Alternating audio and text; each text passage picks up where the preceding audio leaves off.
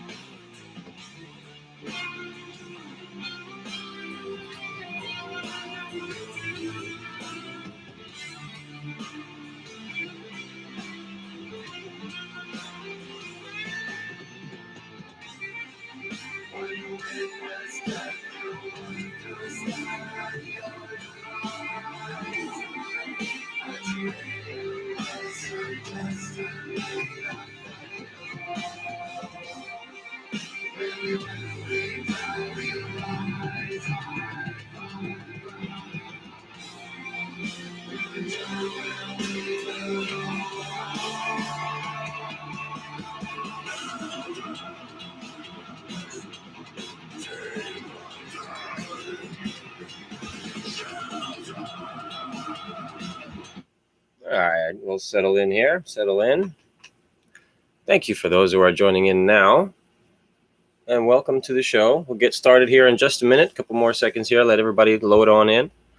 As I get myself even more situated as well. All right. Yeah, so it's 8 o'clock, and I had to delay yesterday's show. However, welcome everybody to the Laughing Lamp. I am your host, Jin of the Lamp, and I am your inner fear, your innermost fear, because I am not afraid, supposedly, to say what's on everybody's mind. No filter, nothing. Right? Pardon me. Yeah, I'm just waking up, too.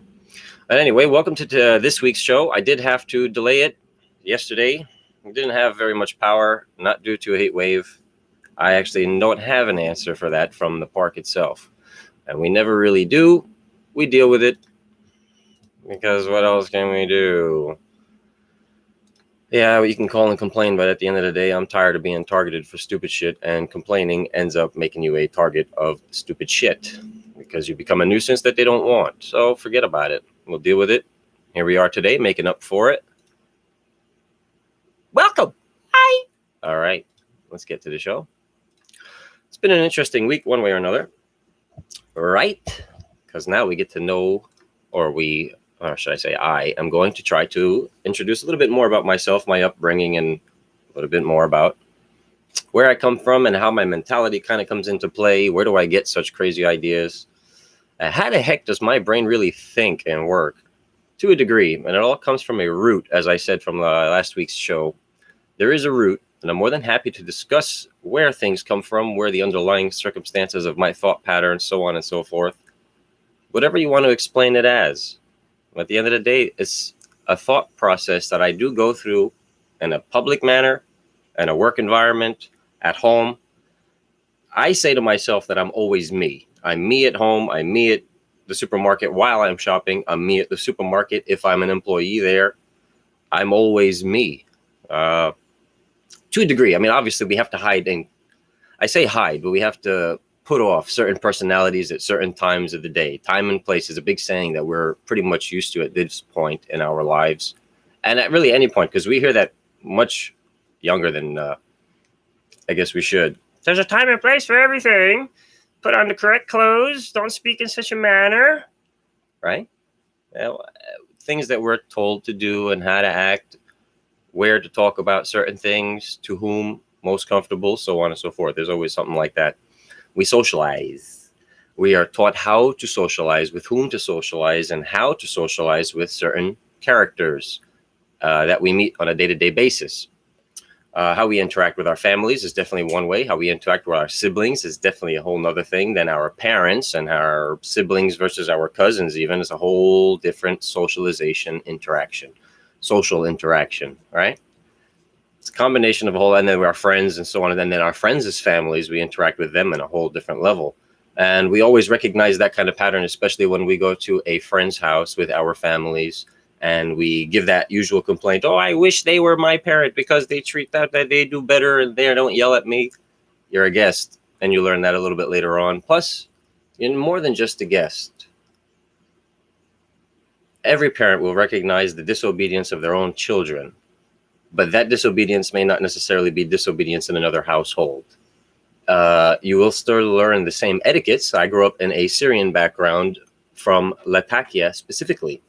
So we have that kind of a cultural inside input within our mannerisms, our handshaking, our eye contacts, and every social interaction that we do. How we dress is very important, very, very, very important.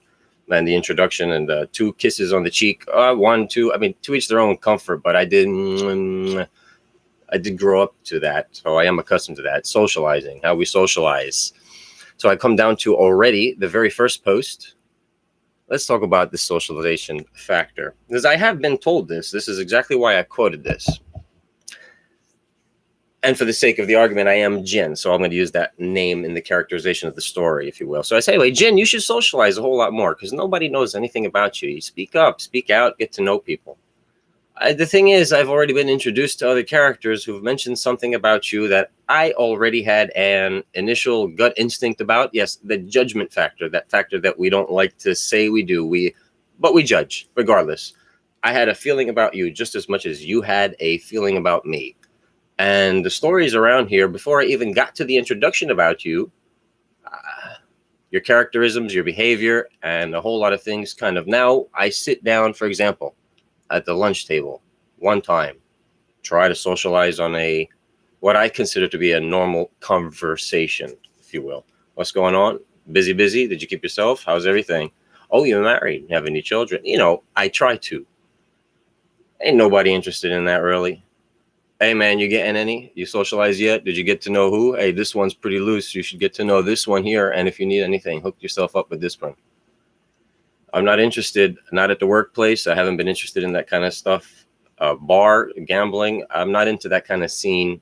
As far as my brain goes, I'm at the job site. So I want to work. Yeah, there is a socialization factor that goes on with your coworkers. And I understand that, but let's get to, I don't know how to explain it. It's different. For me, it's different. And again, everybody takes their perspective on how they socialize in the shop versus on the job even.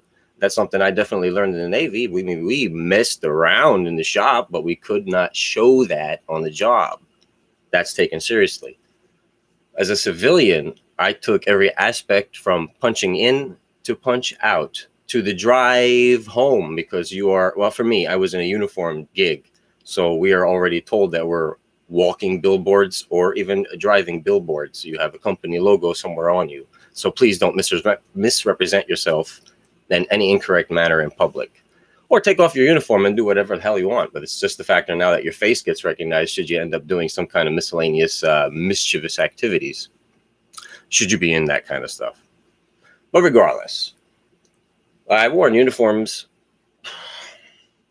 Hell, from my first gig I was in high school. It was a local store in Garfield, and they had a special shirt with a tag especially. There's old pictures of me on Facebook with that one. And then immediately after that, I was in the Navy. It was my next gig. So the military already gave me a uniform pretty much to wear every day, all day, from work uniform to inspection uniforms. And then even your civilian is technically a uniform dress code because you have to abide by certain mannerisms and looks. Not necessarily like tuck in your shirts. I mean, Marine Corps will explain different, but I'm speaking from a sailor's perspective. I mean, at least make yourself look nice with a collared shirt, especially when you go on deployment. They will not let you off the ship if you don't look appropriately civilian, if you will. Granted, we joke and say the haircuts give yourself away regardless, but at the end of the day, there is some form of a uniform that we go out to the civilian life as. Represent yourself properly. We grew up to that and we hated that. I have to say I did. I grew up to that and I hated that aspect of dress a certain way and act a certain way. But I'm me. And sometimes even then your guidelines don't even represent what I consider to be appropriate for the circumstance. But that's my judgment versus yours. And to keep my job or to keep my standing, I do what I have to do, which means conform to the bullshit. Anyway, you should socialize more. No one knows anything about you. Actually, quite the contrary. It's due to the fact that I just didn't socialize with you. You claim you don't know anything about me, but just as much as I did, we dug around with those we saw interact with. You get a feel for them? How do you think? What do you think? How do they speak? What do you think? Oh, okay, cool. Nice. Very nice. Let me check them out now. And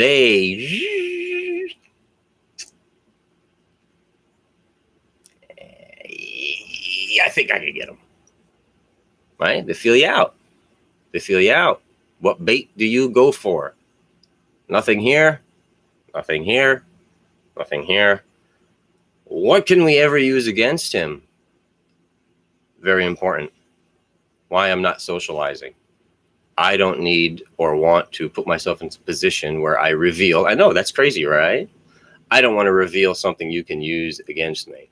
And I end up coming off as a prick, an asshole, quiet, little secretive motherfucker. Call it what you will. I really don't care.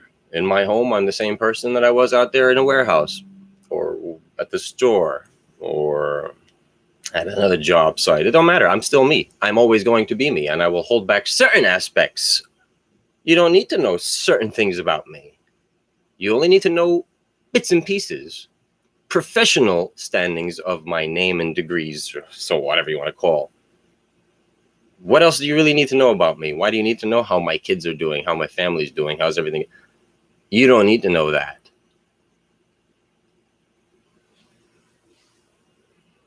I know about you, so I don't socialize with you. I heard about your children. I heard about your alcohol use. I heard about your attitude. I received a confirmation of all these things when I spoke with you with an attitude and the breath. And you still try to approach me like there's nothing going on. You're a typical normal day at a normal job site. This is me all the time. Excuse being I'm an oldie, I'm a retired, and I'm just having fun here, making a little extra money. Get out of my career, please, and open that up for somebody who could actually use the paycheck. We'll get into social standings on that baloney a bit later, but your jobs are being taken by people that really don't need them anyway. That's not the socialization post. That was just part of it. But think about it. There's already gossip talk. There's already word of mouth going on about you as a new employee and those who are coming in, transferring departments. Even if you've been there for a long time, now you're part of that word of mouth gossip. Well, spread what you want, socialize how you want to socialize. Word will get back to that employee one way or another, me, for example. And I get a glimpse, an insight, a thought process that I can now use about who my manager is because of how they worded the new guy coming in. And I heard about it, rumor, so-and-so, which coworkers I'll be working with, how they've talked about me already, what I heard in the break room before they knew I was in their department. Thanks. I did my digging by just being quiet, and you thought I was unattentive, but in actuality, like fucking antennas, dude, I hear everything, and I claim I see everything, but I'm more attentive than you would expect. So I don't socialize with most people because, again, from high school, for Christ's sake, in homeroom, we'll not mention these two lovely ladies' names, but they were pretty popular gals, loudly talking about, excuse me, but do you know the best way to orally please my boyfriend? Huh? And let's take out the toys or some kind of object and actually do it in front of the whole class. Well, that's the attention you wanted. Now I know all about you. And because of my personal preference on who I'd like to associate with, I didn't socialize with you. Easy meet, easy beat. Go meet some more easy meet and go beat yourselves together. Have a good time. Y'all did. And it caused quite a ruckus in our teenage years. Not for me. I mean, I had my own ruckus to deal with. I wasn't a socialite by any standards. even back then. 2 really good friends, 3 really good friends, depending on what period you caught us in school, what class period. And after hours, I'll say with 3, I stuck with 3. Y'all know who you are.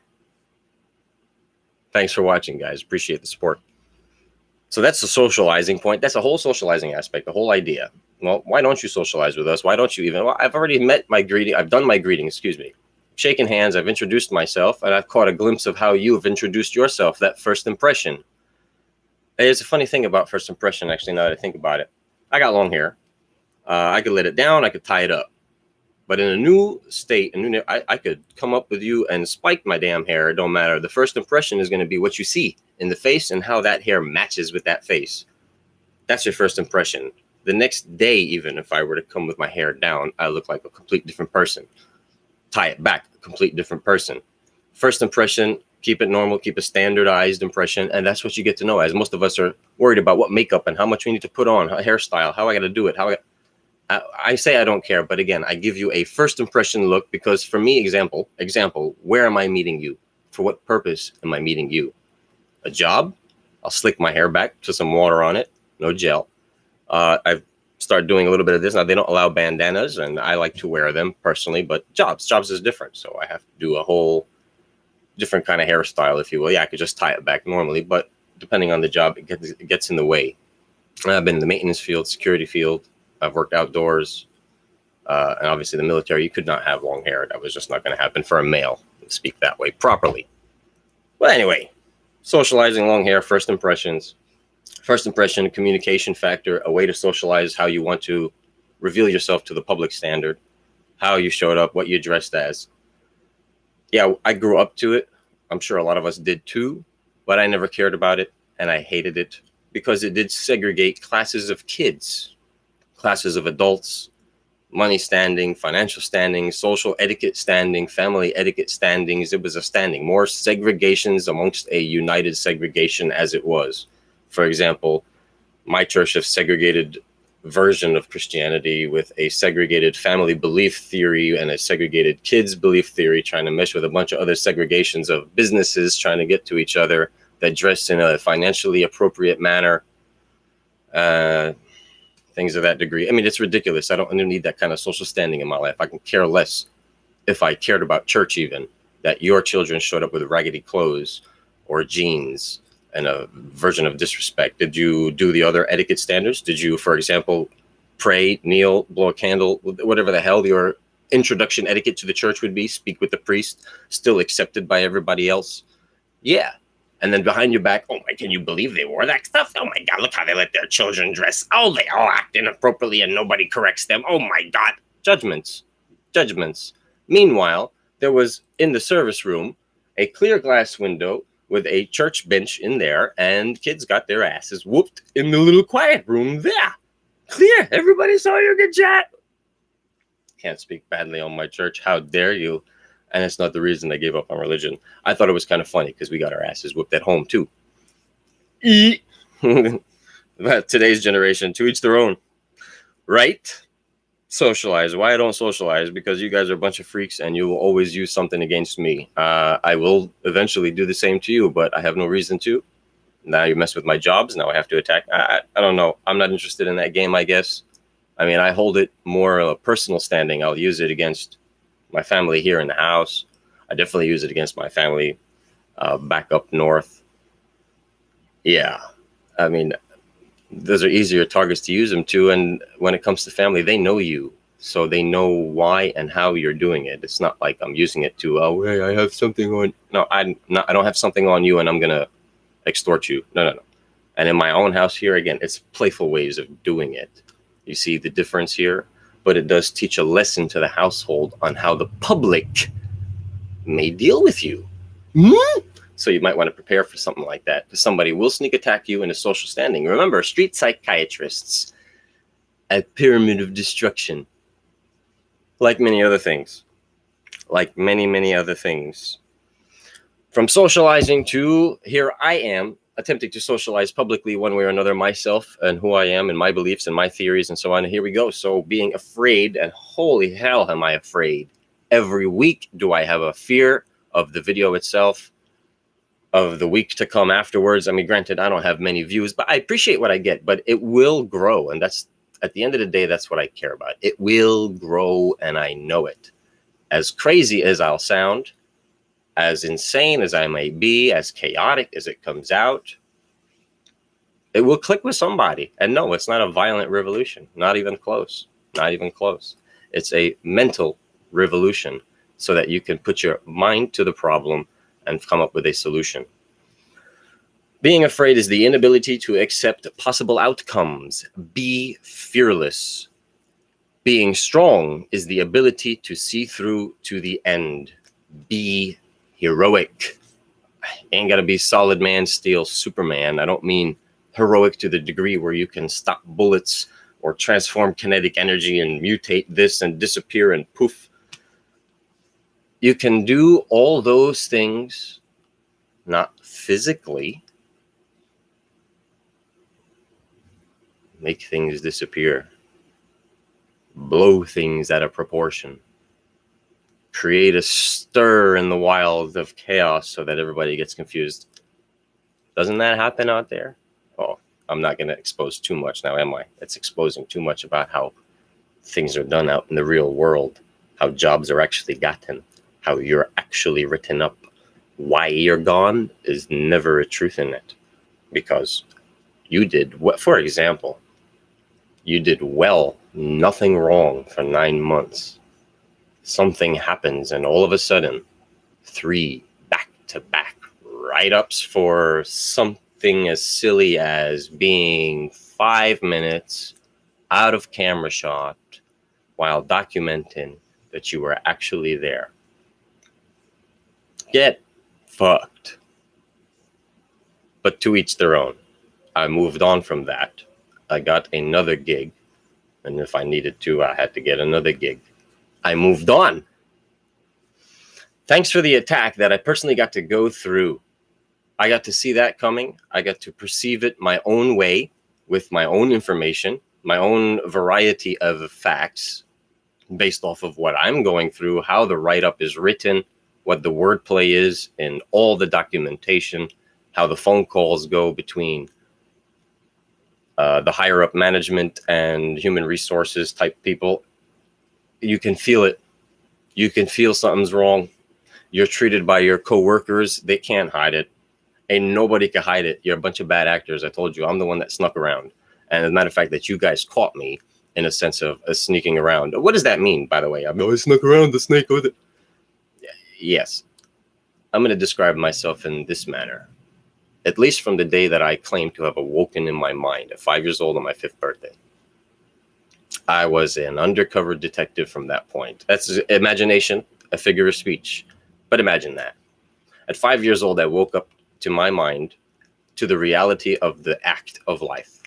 And I hated it and was ashamed by it, that we had to act and dress a certain way, speak a certain way. And then as I got older and older, you had to write a certain way. Speaking of writing a certain way, something that I just can't quite understand. I may have been born here. I may have my citizenship here. So when I got my education here, see, again, power issue. See, the lights started dimming on their own and all that. But I still had to learn how to communicate here. I grew up as a memory stone, Clifton. I grew up in Clifton up until my teenage puberty years, which changed me drastically before the actual move to the next city, because that summer vacation was the most special and greatest summer vacation I've ever had. And I'll explain that in just a moment. But my Clifton upbringing was definitely one of a united type of neighborhood where, yeah, I mean, all the neighbors spied on each other, but they would call your parents or they'd let other parents know that your kids were fooling around in somebody's yard, so on and so forth, being loud and obnoxious here and there, throwing balls on people's cars and damaging property. We got the phone calls. We lived in that kind of a neighborhood. It was a nice neighborhood. Yeah, Garfield was different.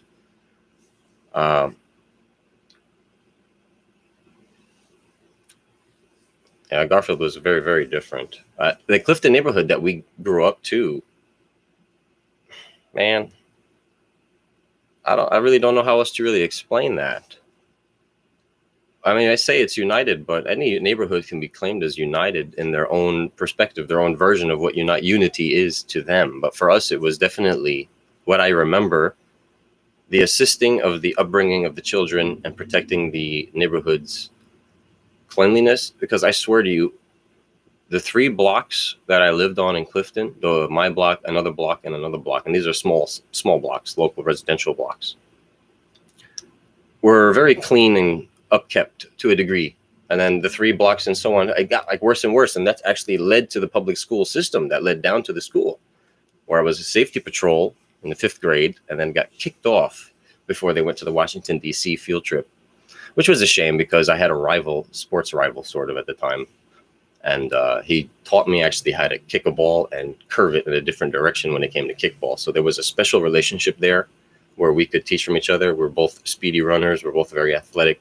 We enjoyed a lot of physical activities. And I couldn't go. And he fainted in front of the White House. And I got to miss that. What a shame. What a shame. Who cares about the details of that story? The point the details was I got a C on a mathematics test and I got kicked off. That's the story I got. But I'm going to stick with that story because who knows what the truth is. 7 Deadly Stories had a part of that story. So I'd rather not fall for the trap. It's a deadly story. Being afraid is the inability to accept possible outcomes. Be fearless. I'm afraid of doing this video every week. I'm afraid of living after this video every week. I know what I say and I know what I do. I don't claim to be fearless. I'm nervously going through it, nervously explaining my perspective of life in an attempt to awaken your mindset on what's going on around you, how you got your jobs, what your future kids are going to have to go through, how you want to or may want to break reality down. We'll get to the counselor and fantasy talk in just a moment, but break reality down for them. What kind of perspective do you want to introduce to this? Not even just them. Perhaps you can't have them. I mean, forget them. You have siblings, maybe. You have cousins and you have other people in this life you may share with. Maybe really good friends. Who knows? You want to share the appropriate perspective for them if you truly want to succeed. You have partners, boyfriends, girlfriends, whatever it may be. You want to succeed together. The 50-50 part of that relationship, you want to succeed together. Whatever your 50% is and whatever my 50% is. For example, those of you who are a little sad about being house parents, your 50% is to house. That is your 50% of the contribution. And I understand your responsibilities and your feelings of getting tired at certain times of the day. I have done those tasks and I know they're very tiring. And for example, my 50% is to go financially earn. Perhaps we can both financially earn, but one more on a homestead front and the other one more on an outdoorsy. Even if you work from home, the point is one of them is really you can both 50-50 monetary. Absolutely. And I have a theory when it comes to that, actually, for full-time. It doesn't really, I don't think, work out well. But a part-timer and a home caregiver, I guess the standard of genders kind of kicks in there, but And then the supposed outdoorsy. I mean, I know coronavirus is stopping with the outdoor socialization factor, but still, 50% is how you want to perceive 50% of that relationship. Let's get dirty with it. If your 50% is just to sexually provide, then your 50% is to sexually provide. Do not complain. Do not think otherwise. That was your 50%. Again, you knew what you were coming on to. You signed the contract and you were ready to go. You understood your role from the date number 1, what your role was. Stop questioning anything else. And when you start pushing past the bullet number 1, meaning the bulletation, the bulletizing of your job responsibilities, blow me and sexually please me and sorry, but I want this. I wasn't in the bullet. Don't create something there. But it's in the promise. That bullet is automatically created in the promise of a relationship. No, it's not. 50-50. That first date was meant to communicate what I would like out of the partner I'm meeting here today and what you would like out of it, and can we mesh? Well, I think if you met at a nightclub, you ain't meshing very much. I think if you met at a bar, you're not meshing very much. Oh, you're meshing drinks and substances. I understand. And being strong is the ability to see through to the end. Let's move on. Be heroic. I'm not a hero. Not at all. I'm just a crazy nutso psycho. A joker. A djinn of the lamp. A character created. I know. And I don't think I'm being strong in a sense of I'm going to see this through to the end. I will, but I came up with a plan. I came up with a course of action, something I had a passion for or an idea for, and I'm going through it. That includes every job I've ever held. That includes every friendship I've ever had and every other relationship I've ever had, whether they went sour or not, if we're still good or not. Everything, I put my all into it, and I want to see through to the end, positive or negative. If we're going to be good friends, great. If we're going to be good partners, wow, great. It's all on the same level of great. Wow, just as an exclamation of how great it is, but it's great. It's great. It's a wonderful idea. It's progress in some form of direction. Granted, we fall down a couple of times, but we'll progress together to get back up, the partner to help you, right? Oh, we forget these things. We forget these things. There's other important factors. And to some people, the important factors is, did you do what you had to do today? Because we really needed it. I can't live with that kind of stuff. It's not for me. If that's the sacrifice you need to do, that is the aura you put out inside your house. And I don't think anybody will ever be able to look at you the same again.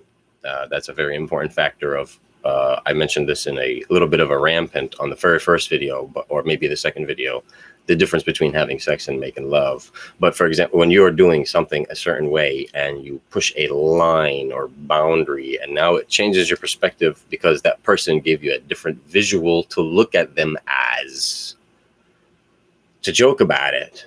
You want to start off or call it slow and romantic, slow and boring as they call it, but that's your thing. And then you're asked to give it a little bit of rough and pulling. You get a different perspective of the person and you become okay with a new look. But how could you really look at that person the same again when you used to one way describe it as passion? Now, you could say I was nervous. Let's drop that subject, because that's just an example of making love versus having sex versus fucking versus having a good time. A lot of substances may have a role to play in how you got treated and why your memory is stained. But you don't like to admit these things. Oh, no, my gosh, I have a clean record. I cannot let these things out. Oh, how dare you know something about me? Shut your fucking mouth. No, you stay guilty. Enjoy yourselves. Because like I said, you created that bed bug. And it is my pleasure to see it crawling around on you and embedding itself in your skin every now and then. Hello. Hi. Oh, you don't see me. No, I've been seeing you. I've smelt you. In any kind of fake fantasy characterization way, I saw it. I felt it.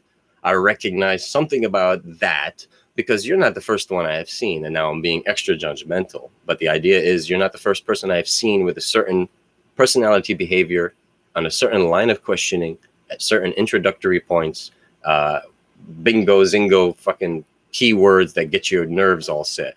There is a reason for everything, and I don't believe in coincidence at all. Coincidence to me is a man-made duplication of the bait we put out there, the information we received, and how we play on that with the connections that we know. I'm going to introduce a character here. I think I've been meaning to introduce this kind of character. It's not a name or anything. It's the guy at the stop sign. The crazy loco in town, for example. There's another one, but it's the same person to a degree. Let me introduce this character's role. This character, just for example, stays at the same stop sign every day. And we know this person. That's Billy, the crazy guy. Don't worry about him. He's okay. He's got a good family. They take care of him. He just hangs out at the stop sign. He don't bother nobody. But this guy, in my opinion, in my story, is paying attention to every local car he knows and recognizes. It's not actually as crazy as he is. This is the local stop sign guy. So excuse the story, but try to understand the characterization of this role. To me, he's the guy at the stop sign. To you, it's the one that sits at the barbershop all day at the corner and is always staring outside of it. It's the bartender that works at this other bar, and their view is right outdoors. They have to, so they always see the town. It's whatever you need it to be in your town. For me, in this story, it's a stop sign guy. So, back to the local drivers. I know this kiddo. Oh, yeah, I know them. They're headed home. That one's going to work. What time is it? Well, let's see where they go. Oh, okay, made the right. They went to the store. Yep, after the store, they go back home. If they don't go home, I just recognize a different pattern of behavior. The crazy guy recognized a crazy pattern or a different pattern of behavior for you. For example, on my route home, I always stop and see this Billy crazy guy stop sign. and I always make a right-hand turn. When I make that right-hand turn, there is a 7-Eleven reason for me to go there, and there's also a home reason to keep going past that 7-Eleven store. This gentleman, hey, there's that kiddo again. Oh, he's going left at this time? There must be something up. And I get randomly pulled over. Randomly, we're just doing a check. Can I just license registration? Oh, no suspicion. I don't think I recognize your car. You ever heard that a lot from the cops? I just didn't. Oh, you're from here? I didn't recognize your car, my man. I don't socialize. Nobody knows anything about you. Right. Which leaves the public to come up with their own perspective on your family. Who are they? They are nobody but those who've called the cops one time or multiple times to have vehicles pushed away from their driveway so that a certain parent's stretch limousine can get out and come back in this small streeted neighborhood. That's all we were known as a public nuisance type of figure, as a name to be reckoned with. And this is Garfield now. More of my teenage years. Excuse me. Who are they? Just the family that calls to get cars moved out of their driveway or away from their driveway. Yeah, and we used to actually force it. We used to park in front of the 2 local spots in the end of our driveway so that we were conveniently at least 4 inches, give or take, away from the curb entrance that came into the driveway, so that the stretch limo had space to back out and do its groove thing. It's a 7-point turn to get out the driveway. And I thought that was pretty funny. But point being, that's how the city, the town, the neighborhood knows us as. The public reputation we have is not one of public nuisance or barbecues every Sunday, but perhaps once or twice a month, family get-togethers to the degree where there are multiple vehicles in our driveway, maybe some noise and music because we held private parties and, yeah, a lot of gambling. Poker was pretty big. Welcome to New Jersey, whether you're a soprano or a Hanna. To each their own cultural upbringing and socialization factors that you're introduced to. That was ours. And I'm going to just rewind just a little bit. Being strong, I'm going to see this through to the end, to the point where I'll be cut off by YouTube for saying too much outrageous stuff for whatever reason they come up with. I really don't care. Somebody will eventually shut me down. I know this. I can feel it every day. I always just ask myself, when is it going to be? And I'm going to see this through to the end. And that's for sure. I come up with a bunch of crazy schemes and thought processes in my head. But as I said once before, I get nothing but this word confirmations from strangers that I meet on an everyday encounter when I do finally socialize. I do get told that it's not a way of publicly speaking. You shouldn't. It won't mesh you with the community properly. I don't care about that stuff anymore. Not meshing with the community properly has segregated us to this world of fantasy and disbelief. Let's get to the post now. Counselors understand reality and help guide you through your fantasy. Remember that next time somebody asks you to seek one of these things.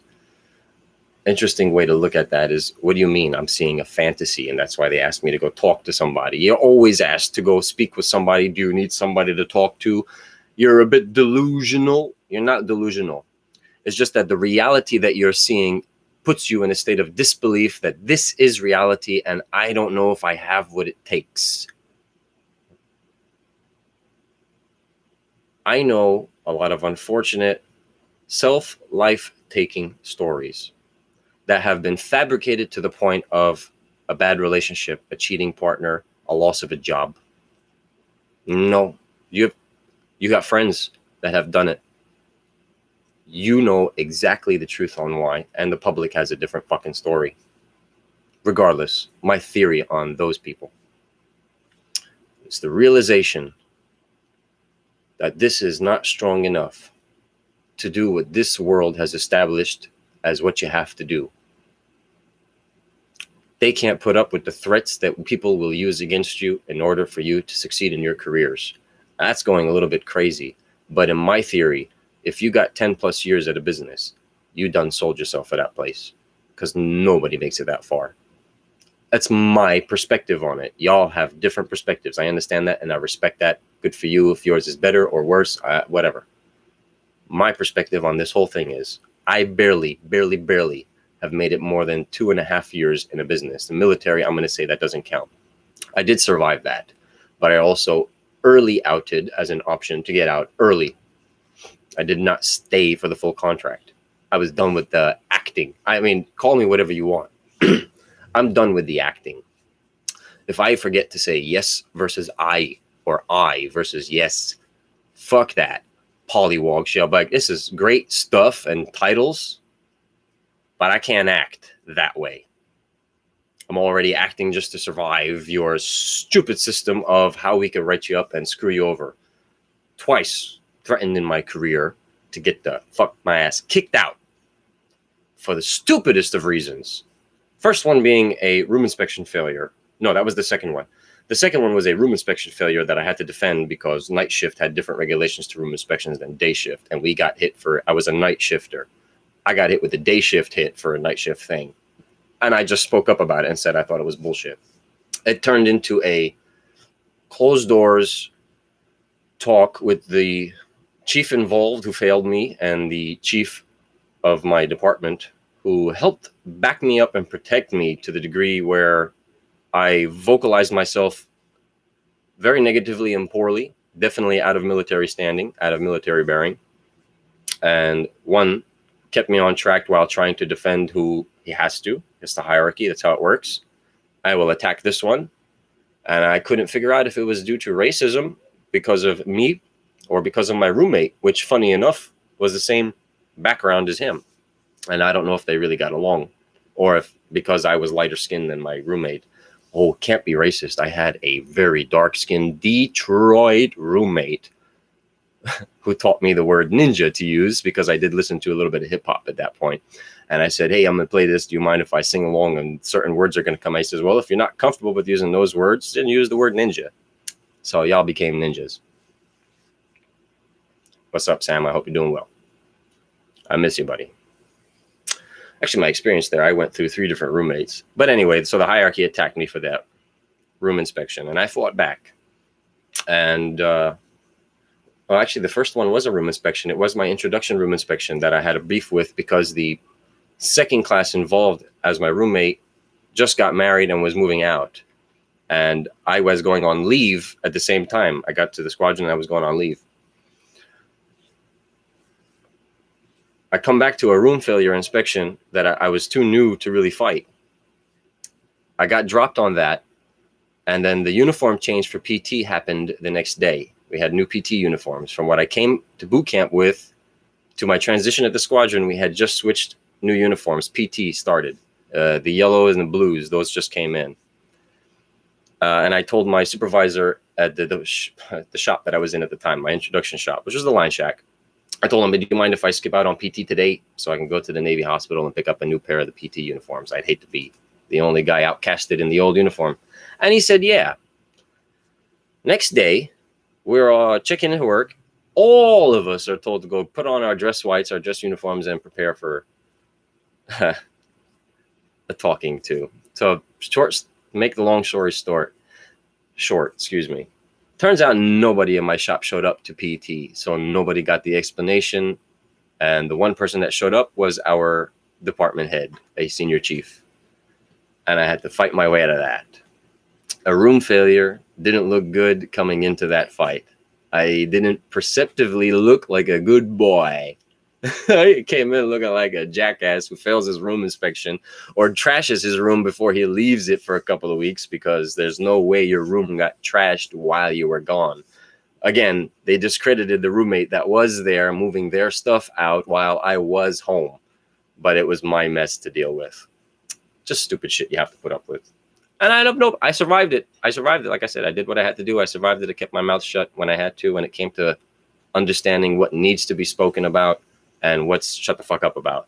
Again, certain things I can live with. And those of us, I remember where I left off, and I apologize for leaving off in such a manner. They did not have the heart to do what it takes to survive and keep going. That's why they took their lives away. And I speak on that level from my own personal thought process and experience in this life. And the ways that I've thought about whatever, it's not my way to do it. This is my way to do it. Speak it all out and get it out there. Get my craziness out there. Get more confirmations that I'm not the only crazy nutso that thinks certain ways, about certain subjects and certain things. All right.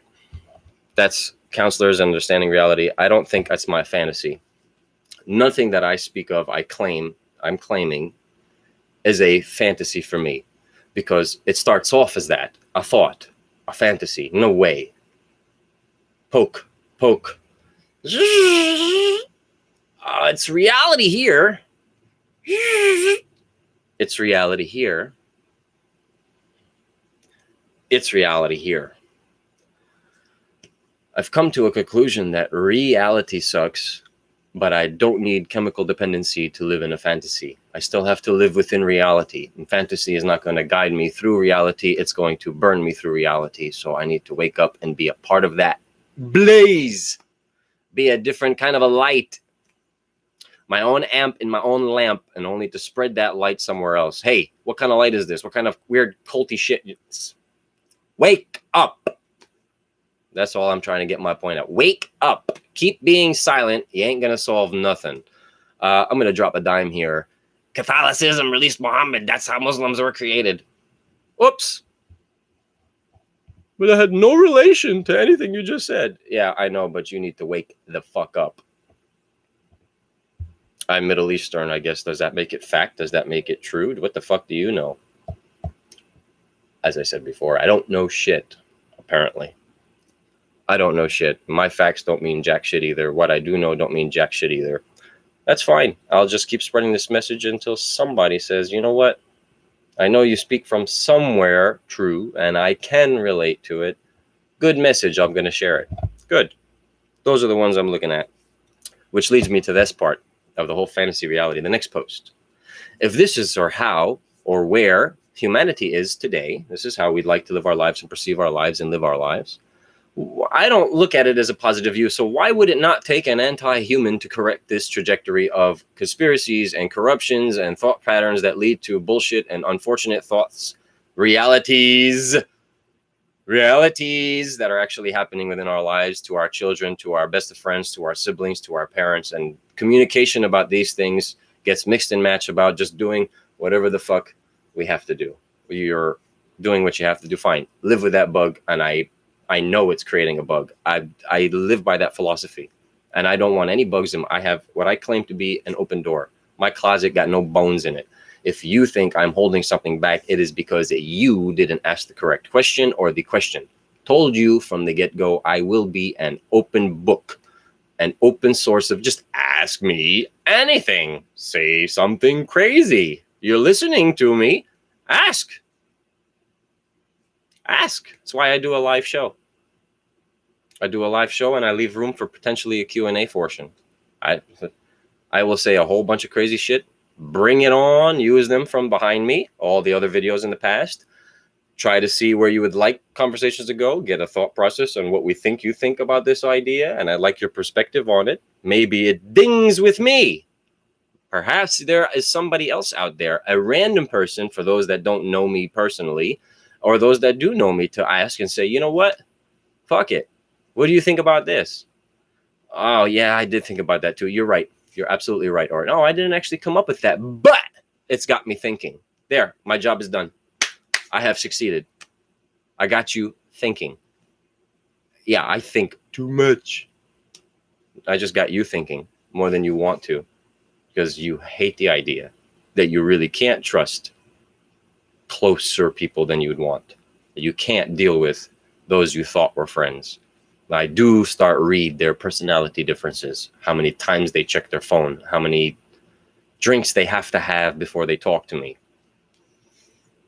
If you're just now thinking about it and you didn't think about it on date number 1, here's my joke on the perfect first date for me.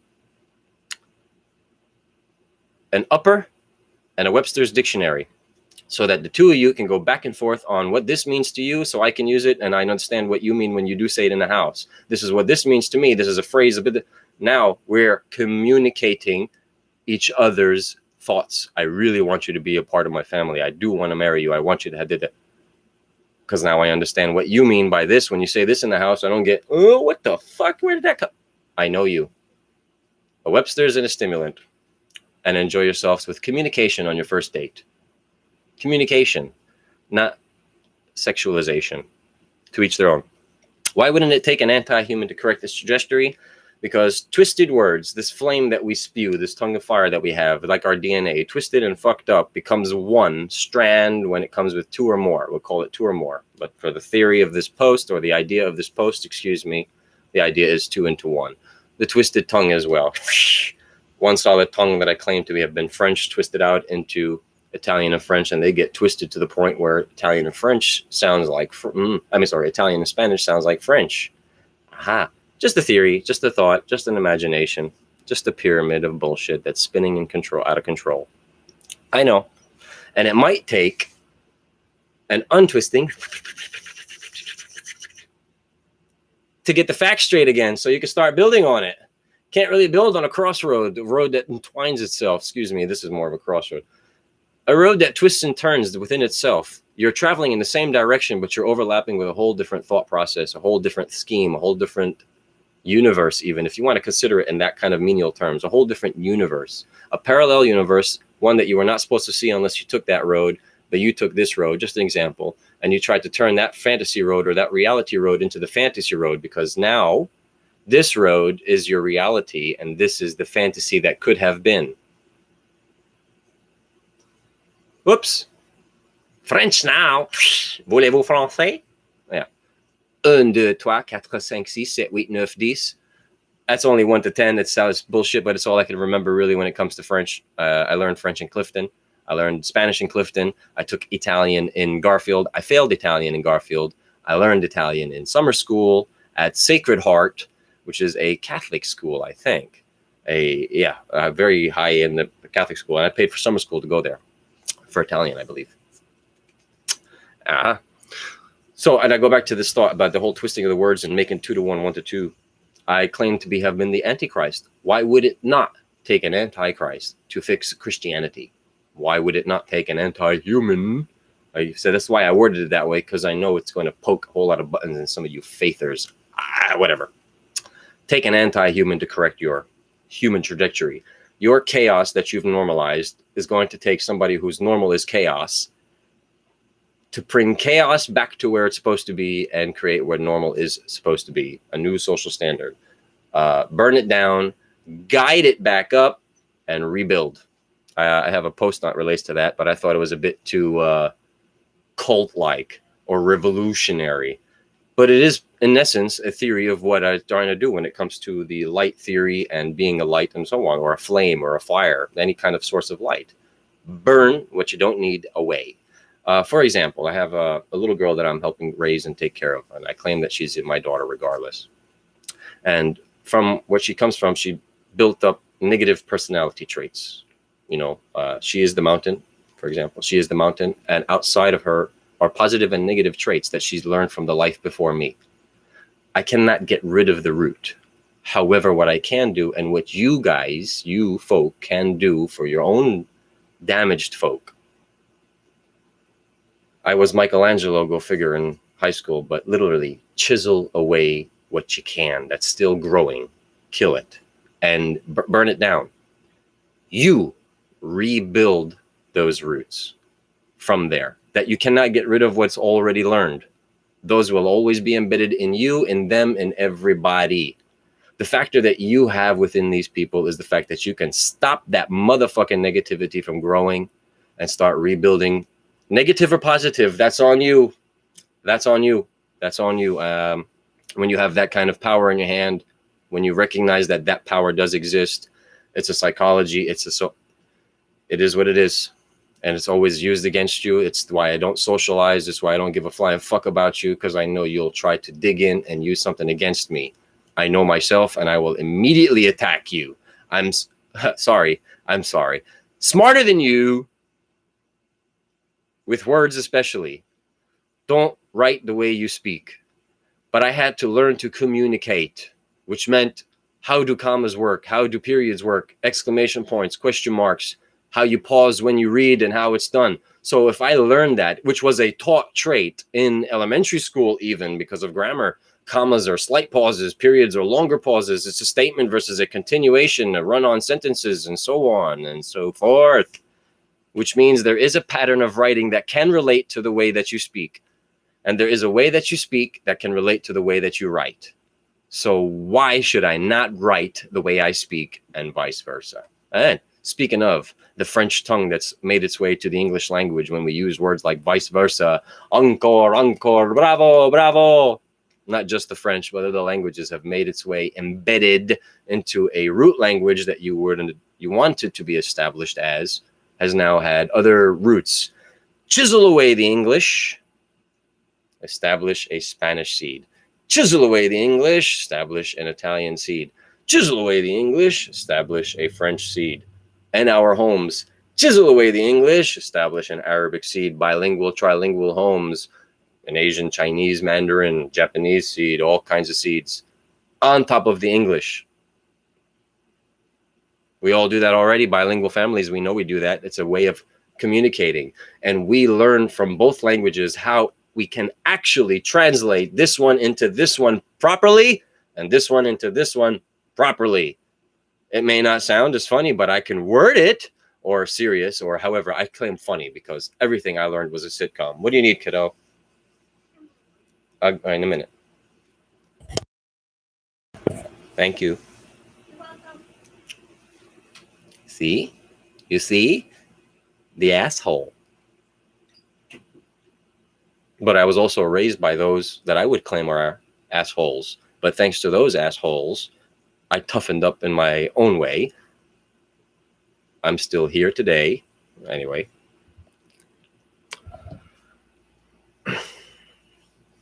Let's talk about childhood because she's a child. I'm going to go on for today. That's all right. I remember bumping into, well, I have. It's not just remember. I have bumped into people who do have, because they're out there, degrees in family therapy, marriage. When we were children, I dreamt of being a doctor, a cop, a lawyer, construction worker even, get my hands dirty, whether I was good at it or not, an athlete. I wanted to be a lot of stuff. I ended up choosing a criminal career. That's funny. Yeah, got me. A criminal career. In essence, I guess I have. Criminal justice career. I attempted to go for a criminal justice career. I got my degree from a college, criminal justice, criminal career. I never get that lived down, I guess. Thank you. My own personal fuck up. Faux pas, right? I could only imagine your childhood dream of being whatever you wanted to be.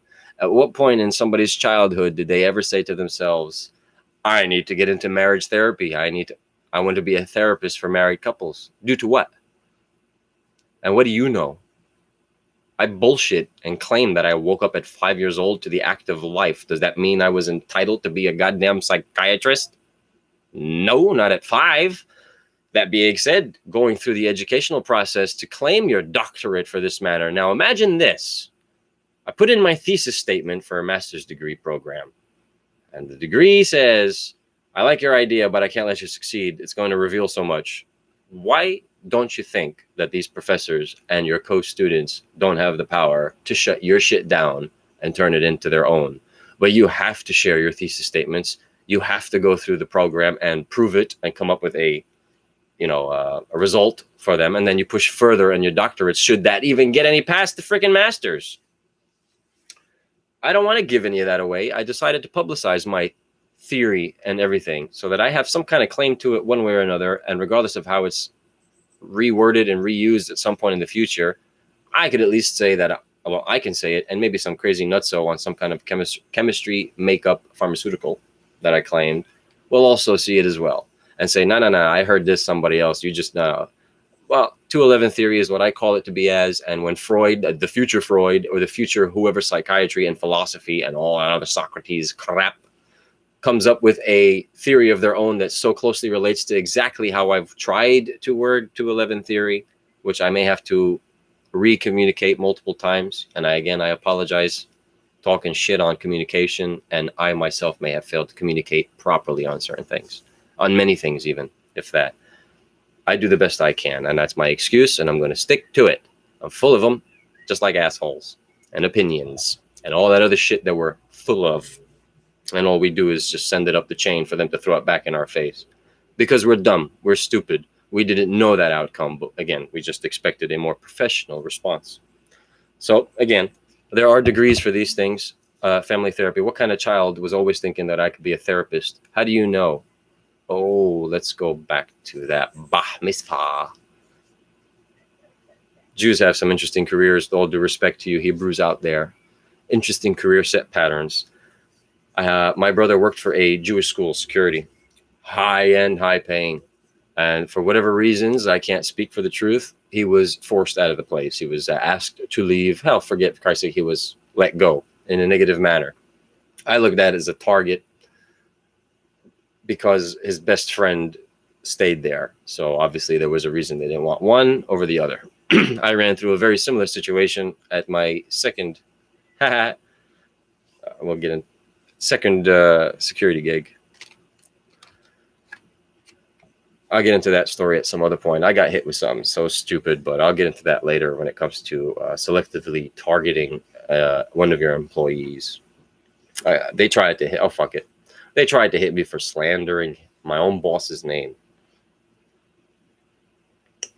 I never spoke a dirty word about my boss while I worked for him to any of the coworkers or employees that I had to deal with on a daily basis.